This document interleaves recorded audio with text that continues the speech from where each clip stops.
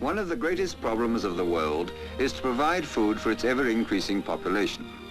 To meet this problem, man has mechanized by means of the motorized tractor practically every farm problem of today. This multi-purpose front-end loader is built onto the tractor and is operated by its hydraulic system. Working in the manure yard and loading a trailer often calls for maneuvering in confined and awkward spaces. Light steering control, a small turning circle, and quick, positive gear change action must be supplied by the tractor for this problem.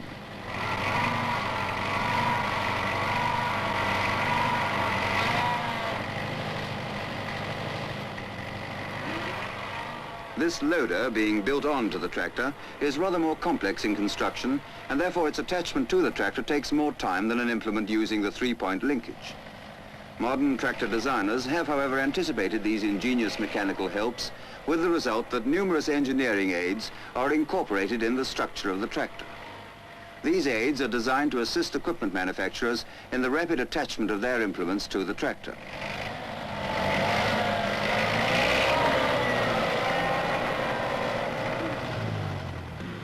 Many tractors spend approximately half their working lives in haulage work on the farm. Working with a hydraulic tipping trailer, especially designed for the tractor, they're an excellent combination and save much manual labor.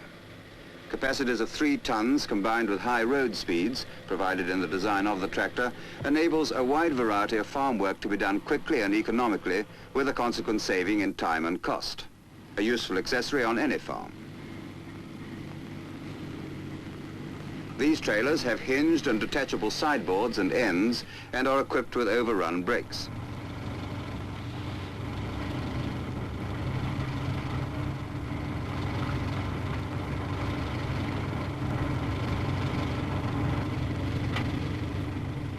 Operated by an auxiliary power point of the tractor hydraulic system, they have a tipping angle of 45 degrees.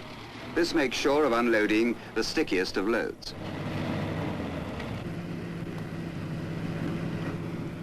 Ever since man has tilled the earth, it has been recognized that good ploughing is the foundation for a good crop. With an efficient combination of plough and modern tractor, the farmer is well equipped to tackle the job with confidence.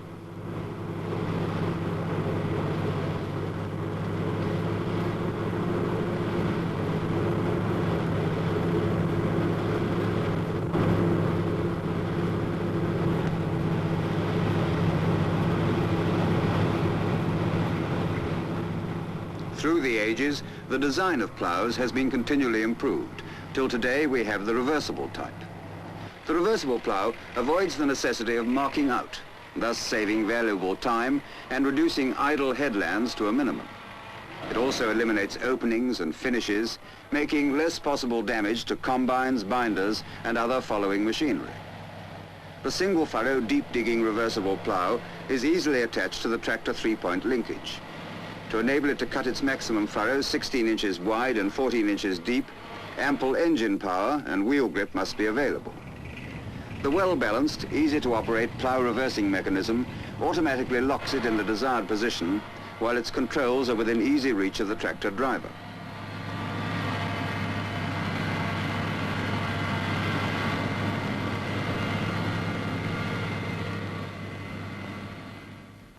World food conditions today demand that the multiple furrow plough be used wherever possible, and the introduction of the modern farm tractor has enabled this type of plough to be utilized to the utmost advantage.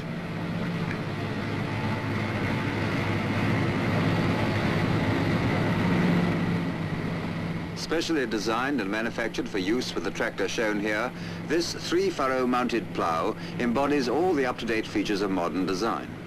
Easily attached to the standard 3-point linkage, it's available for 10 to 12-inch furrows.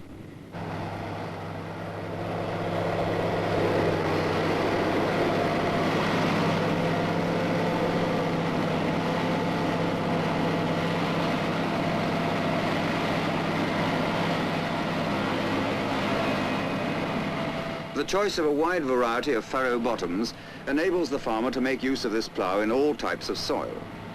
Although requiring a drawbar pull of more than 3,000 pounds, a good tractor can handle this work tirelessly, quickly, and economically. It should provide a steady and strong pull with a good turnover in the furrows. Using this implement, a ploughing rate of an acre an hour can be maintained. A far cry from the acre per day, which was the usual output in the early 19th century.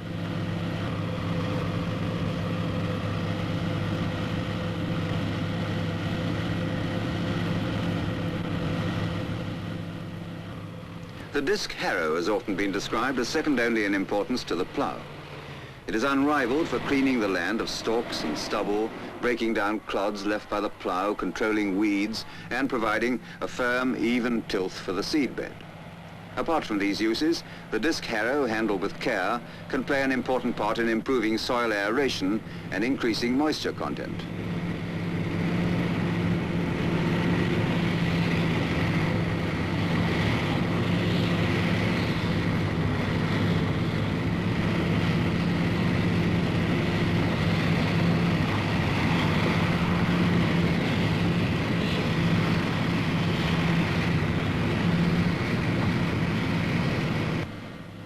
The mounted disc harrow is one of the more recent developments in tractor-mounted equipment.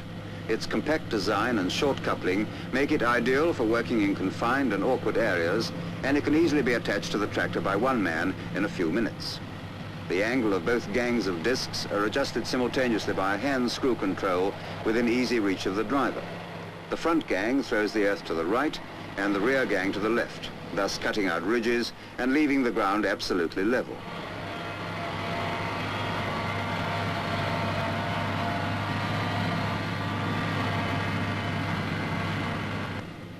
One of the essential features of the modern farm tractor is a power takeoff shaft. A good example of equipment using this is the Rotavator shown at work here.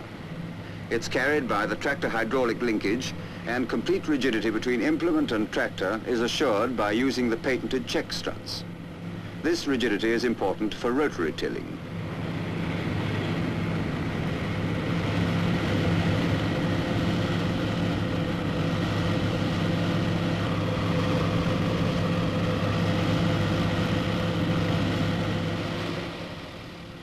Although shown here being used as a secondary form of land tillage, following up the plough in final preparation of the seedbed, this implement is sometimes used for complete cultivation, eliminating ploughing, cultivating and harrowing.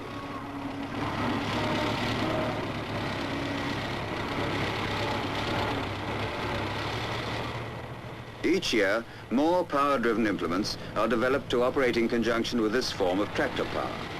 In order that the farmer may make use of as many of these power-driven implements as he wishes, the tractor designers have standardized the dimensions and position of the power takeoff shaft in conformity with those laid down by the British Standards Institution.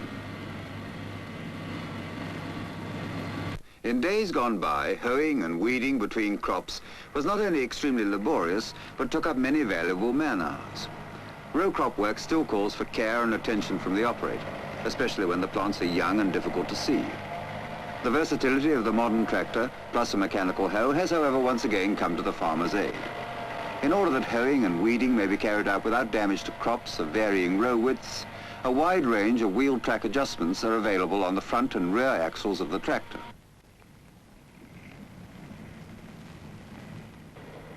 These adjustments are usually achieved in one of three ways, that is, sliding axles, sliding hubs, and reversible wheel discs.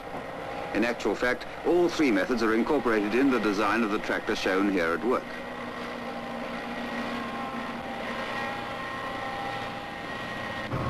The steerage hoe, shown here at work in a field of sugar beet, is one of the most recently developed mechanical hoes.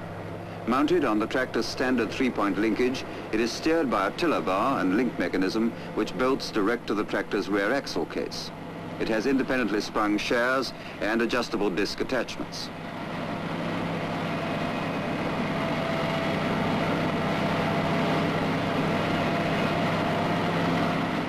The hoe operator has unrestricted vision along the rows of plants as they pass under him and can guide the shares independently of the line of travel of the tractor.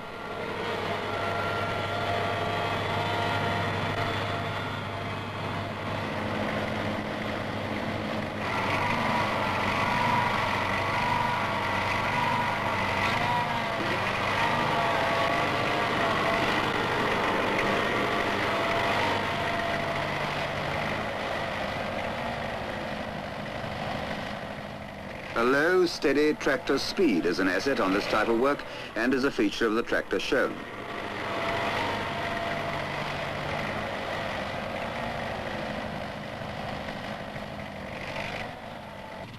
In the struggle for greater food production, scientists all over the world have turned their attention to the control of weeds and pests by chemical spraying. This can now be applied by a sprayer mounted on the tractor. It can be attached to the rear of the tractor in a few minutes and can be used for either high or low volume sprayers. Weeds which used to be controlled with the scythe can now be eradicated by chemical means. Complete control of weeds would improve crop yields by as much as 1/3. And weed-free pastures would mean larger herds and better cattle, thus producing more meat and more milk.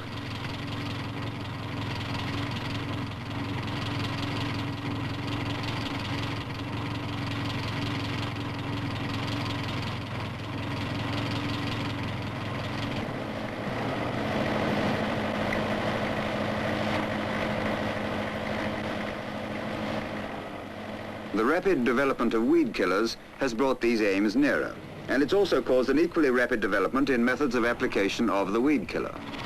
The low-volume sprayer shown here at work in pasture is mounted on the three-point linkage of the tractor and takes its drive for the pump from the power takeoff shaft.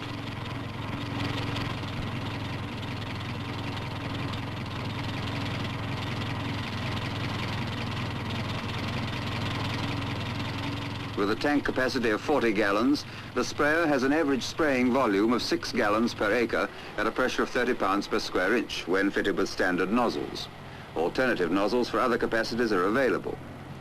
This type of spraying machine can be used for every weed control problem, whether it be in crops, pastures, roads or paths.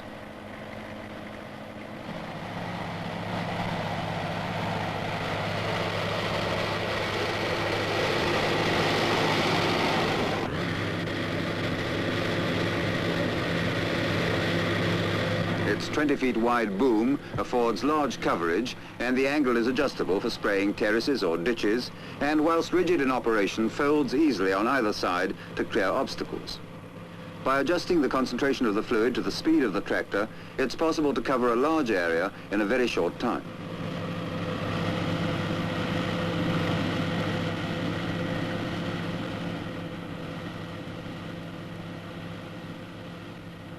Owing to the unsettled weather conditions so often experienced when sun is most wanted, the rapid handling of hay is a matter of great importance. During the last decade or so, hay sweeps mounted on tractors have proved their ability to gather hay quickly. A recent innovation, however, enables even more speedy handling of the crop. It is a push-off stacker, which is in effect an orthodox hay sweep with an attachment, which pushes the hay off the tines when elevated. The complete outfit is carried by the front-end loader.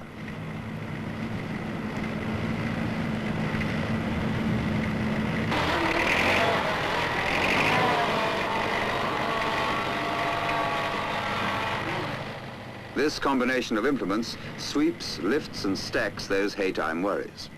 Measuring 10 feet wide and 7 feet in length, the stacker has a capacity of approximately 1,000 pounds or 280 cubic feet evenly distributed over the tines, and will stack to a height of 18 feet with ease.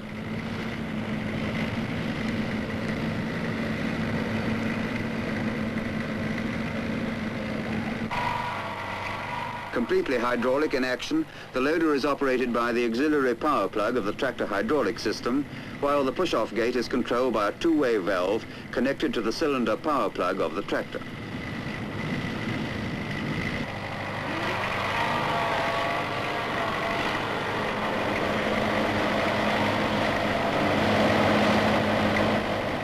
Threshing machines are one of the most fascinating forms of farm machinery in existence. Essentially, the thresher consists of a drum and concave into which the crop is fed, straw shakers, a grain elevator, and riddles or dressers. What they need most is ample power and really accurate engine governing to give a smooth belt drive. The corn is flailed in the drum and concave and falls through the straw shakers, which carry the beaten straw to an exit point where it can be loaded onto a trailer, tossed into a straw dresser, or baled.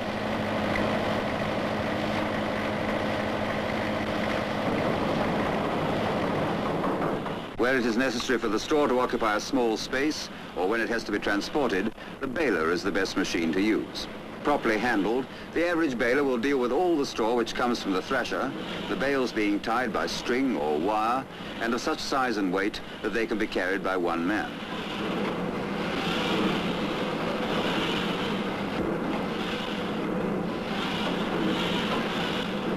The grain, after passing through the straw shakers, is conveyed by elevator to a set of riddles or dressers through which it is passed to the corn spouts, where it is bagged off.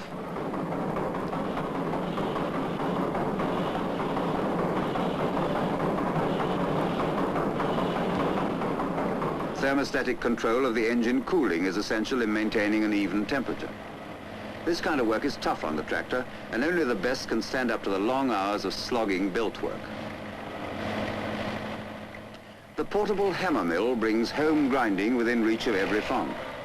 The quality of the daily feed is ensured by milling protein-rich homegrown crops to the farmer's own requirements.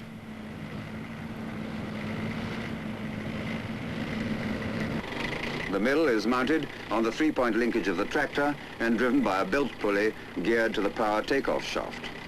The attachment is a speedy, simple one-man operation. Being highly mobile, it can readily be taken to any building on the farm, can be fed directly from granaries by means of chutes, and can go out to the field to grind sheaves, hay or straw. In other words, the mill weighing a few hundredweight can be taken to the job, instead of taking the job weighing many tons perhaps, to the mill. This affects a considerable saving in labor and transport cost.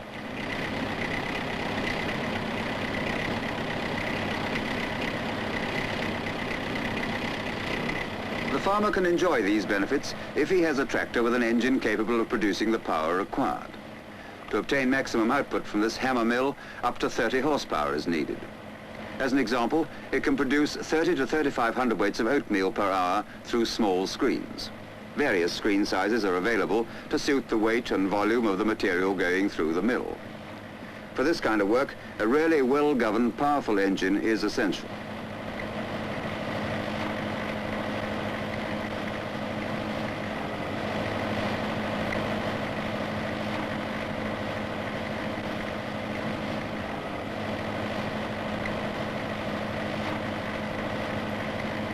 And so we come to the last of the helping hands that are always extended to the up-to-date farmer. That is, the man who desires to do more work in less time with less effort. Naturally, to take full advantage, he must, as the pictures show, have a good foundation on which to work. And that foundation is, of course, a first-class tractor.